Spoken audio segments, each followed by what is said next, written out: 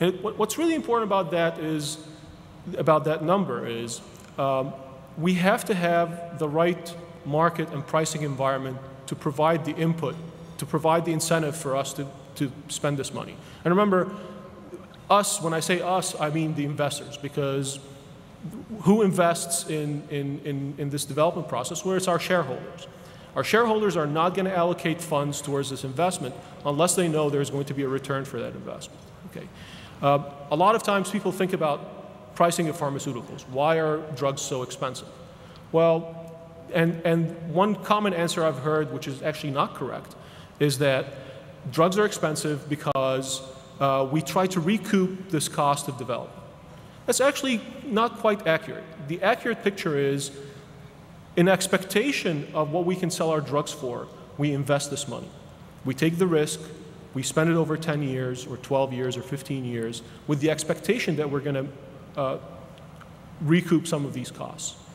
However, once the drug is developed, we're not sitting there and pricing it to say, well, this drug cost $1 billion to develop, so we have to price it this way. Prices are completely determined by the value of the drug on the market. Sometimes we spend billions of dollars for drugs that completely fail. We've had one of those at Pfizer. We've spent billions of dollars on drugs that actually get approved but fail in the market.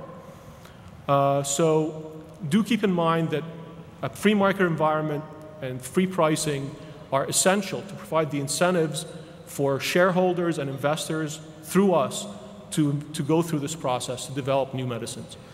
At any point, if you decide that we are done, we don't want any new medicines, by all means, go ahead and nationalize the industry, price things at marginal cost, and we're going to be done.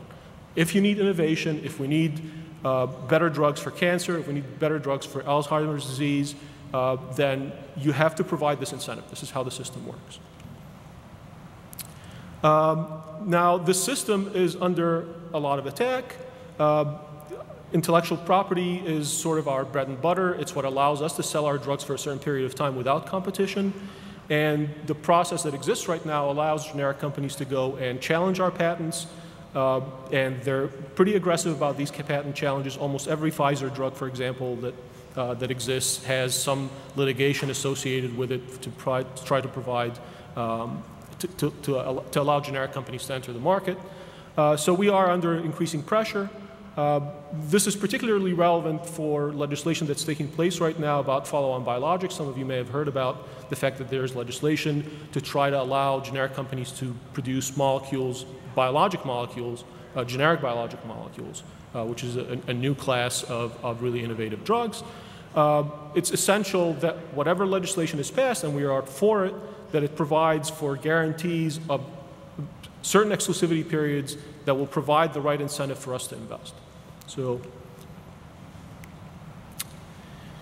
one thing that we should keep in mind as time goes on, we think about health reform and how much money we're spending on health, is what's going to happen to this drug component. Now, again, this is only 10% of healthcare spending, so whatever happens here is not going to have a huge impact, but it's still 10% is not chump change.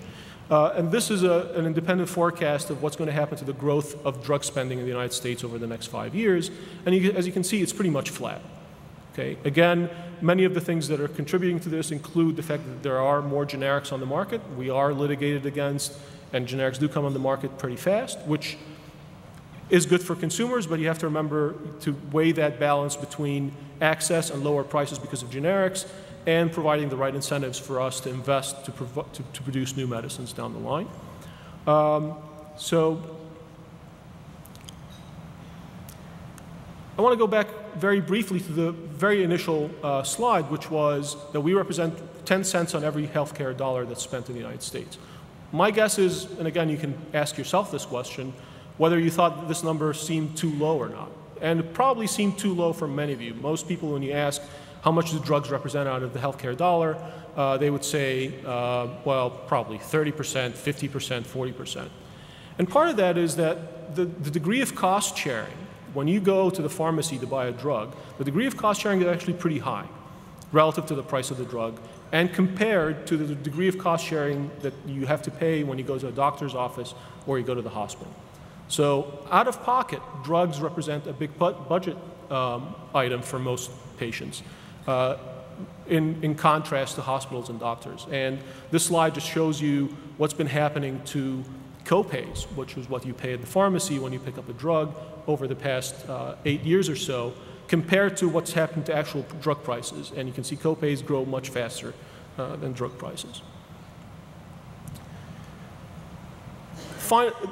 This little slide just also relates to copays, and it actually shows you that for a lot of people, the level of insurance that they have is not particularly adequate. So those two columns represent the percentage of the top 100 drugs for which patients pay either 75% of the cost as a copay or 100% of the cost or more as a copay. So sometimes you actually go to the pharmacy and the copay that the insurance company says you have to pay is actually higher than the drug's cost. So again, this allows this perception to continue that drugs are very expensive, that they play a huge role in our budgets, and they represent a huge drain on our expenses, whereas it's mostly an artifact of how the insurance system is set up in this situation. Finally, the last fact that I'll mention, and again related to insurance, is that health insurance premiums have been growing relatively fast. Again, relative to earnings, relative to national health expenditure. So again, there's a patient perception that health expenditures are growing very fast. Part of it is that the degree of cost sharing, the degree that comes out of our pockets as patients, has been growing faster than the actual cost sharing, than the actual health expenses. So to wrap up, a few takeaways. Pharmaceutical spending is slowing down, and it makes up only a small proportion of our health spending in general. We are in a very risky and expensive business, and the only way to maintain this risky and expensive business is to provide the right incentives, and the right incentives take the form of market pricing for a certain period of time. We're an innovative industry that generates a lot of important jobs, well-paying jobs, jobs that attract highly educated people, and can generate a lot of economic growth, both at the state and the federal level. And that we are to some extent a victim of the perception that we are extremely expensive, and that's partially because out-of-pocket expenses tend to be a much higher proportion for pharmaceuticals than for other health issues. And to close, I was going to tell a funny story, as you know, now everybody's completely stunned by 10 charts. And this story had to do with this famous curve that we learned about in graduate school, where you know, as you raise tax rates, the amount of revenue the government collects declines. And it's a really funny story, but for the life of me, I couldn't remember what the name of that curve is. So I'm gonna leave that to the people who are going to follow me in this panel. And thank you very much for your time. Really appreciate it.